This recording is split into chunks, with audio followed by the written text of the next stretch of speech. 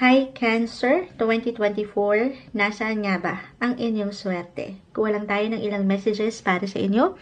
As usual, mensaheng gabay lamang po. Para sa mga Cancer, ngayong taon 2024, nasaan nga ba ang inyong swerte? Anong maiwan natin para sa mga taong ito? Na maring makapakinig, Cancer, nasaan ang swerte nyo ngayong taon? Cancer. Cancer, message. Medyo mailap na ang cards. Mahiyain. Cancer.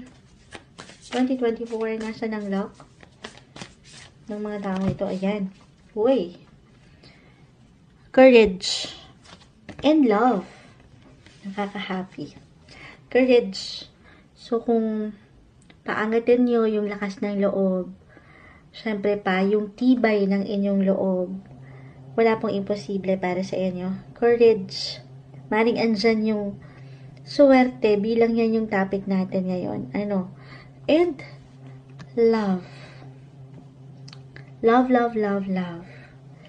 Andyan ang luck. For some of you, hindi imposible na makatanggap ng love proposal or marriage proposal para sa mga relasyon na pinagtibay na rin ng ilang panahon at pagkakataon. And this time, especially kung andito yung inyong matatawag na wish. Kumbaga, ito yung isa sa mga wish list nyo, ang makatanggap ng pag-ibig na tunay. Ayan, wala pong imposible. Okay, at pa tayo dyan ng ilang messages. Nasaan nga ba ang inyong swerte ngayong 2024 Cancer? Anong maiwan natin para sa mga Cancer? Okay. A fiery climax approaches. Actually, courage. Andyan yung on fire. Kita mo siya. Yung layon. Lion. Para nakakakuha ko tayo dito ng energy ng Leo. Okay, so yung courage, yung katapangan, yung pagiging bold, yung pagiging confident, and a fiery climax approaches. Kung aking i-relate lamang ito sa unang bumagsak na baraha para sa inyo, may pag-init sa pag-ibig, o buhay karera man ito, trabaho, andyan, yung luck. May pag-angat pa. You will be on fire. Ayan, ngayong taon. Kumbaga, pag-init ito sa pag-ibig or buhay karera. Diyan pa lang, I feel na, ayan, nagsisibagsakan po. Siyempre, pakukunin natin yon. Pero ito yung mga bumagsak na ilang enerhiya. Capricorn, Earth Science, Mars, Fire and Earth Science. Sige, kunin natin. Wait lang, guys. Okay, so ayan, tayo nagbabalik bilang struggle. Kinuha natin, nagsibagsakan, excited ang mga cards. So, Mars, andito talaga yung energy, yung pagiging fiery, Earth Science, yung energy ng mga Earth. Hindi kailangan kumonekta kayo agad sa sign na ito, Capricorn, Taurus, Virgo. Pero maring umangat yung inyong pagiging grounded, yung pagiging humble ng mga Cancer. Sun, Aries, yung bumagsak, ito pa rin yun. Yung pagiging, sabi ko nga, your life will be on fire. This 2024.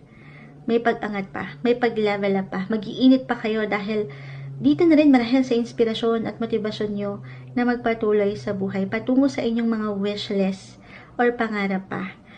Na kung aking i-relate ito astrologically speaking, kasi itong si planet Jupiter, the planet of luck and expansion, is currently in your 11th house of hopes and wishes.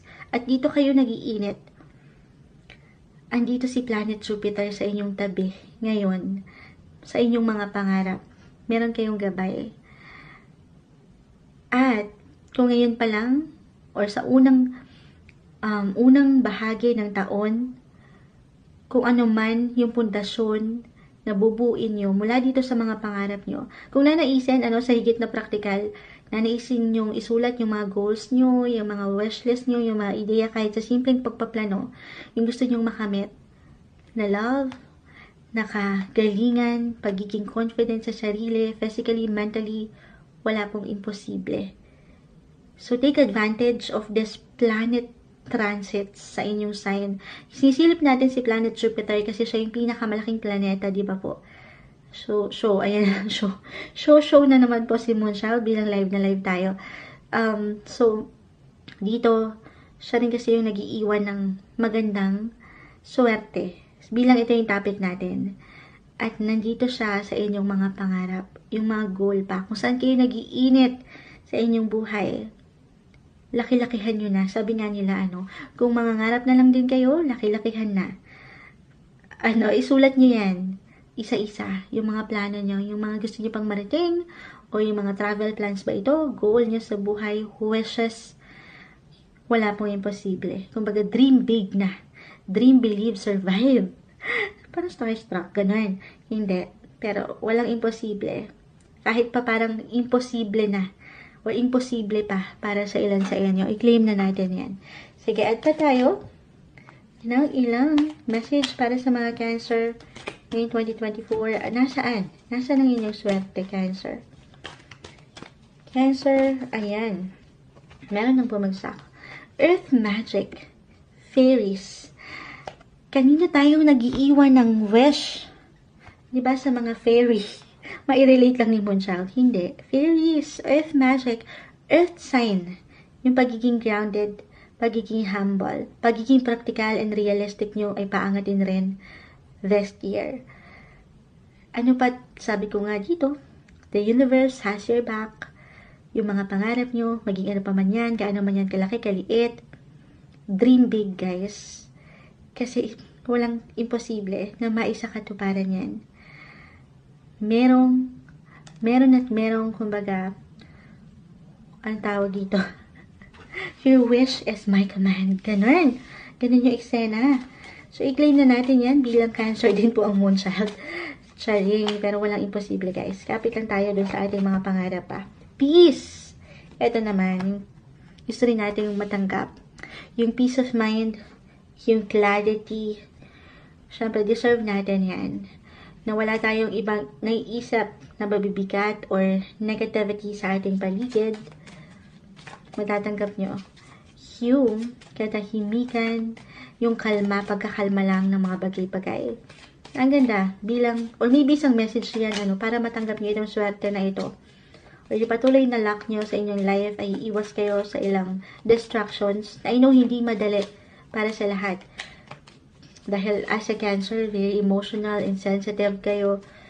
So, maybe isang message yan na mag-focus lang kayo sa enerhiya na alam yung magpapaangat palalo nung inyong confident bilang courage sa iyong mga tito. Wisdom. Gamit ang inyong katalinuhan, kakayanan, abilidad, natural na abilidad, katalinuhan, wisdom. Merong hugot siya. Nandyan ang swerte. Sige, add pa natin ito. Ships. Bakit ships? So, for some of you na nakikinig ngayon, maaaring may kaugnayan sa or mga mga marino, ayan, mga seaman.